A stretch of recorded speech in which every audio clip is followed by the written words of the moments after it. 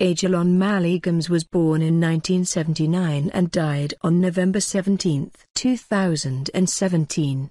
He was an American teacher who was detained in North Korea for illegally entering the country via China on January 25, 2010. On August 27, 2010, it was announced that former U.S. President Jimmy Carter had secured Gomes's release. In May 2015, Gomes published an autobiography, Violence and Humanity. For 2 years prior to his arrest, Gomes taught English at Chunggi Middle School in Gyeonggi-do Province, South Korea for the JEPIK teaching program. As a devout Christian, who regularly attended the Every Nation Church in Seoul, it is thought that he crossed into North Korea to act as a missionary and offer humanitarian aid.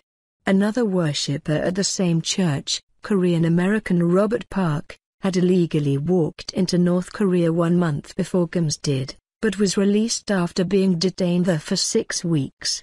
On January 24, 2010, Gomes flew from South Korea to China's Yanji-Koangsuan Airport and traveled to Tumen City.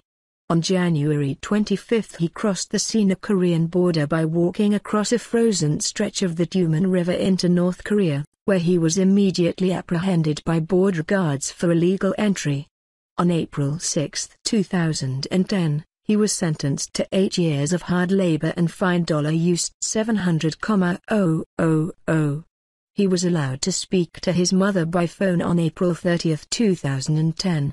In June 2010, North Korea threatened harsher punishment if the United States continued its hostile approach in the follow-up to the sinking of the Roxkanam, a South Korean warship.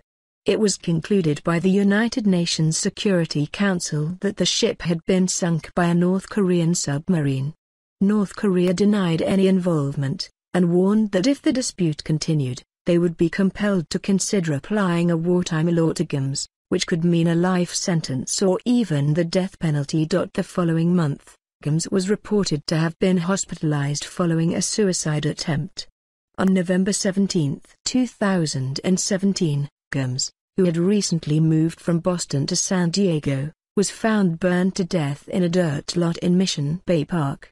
Police said his death was an apparent suicide or accident. He was 38 years old.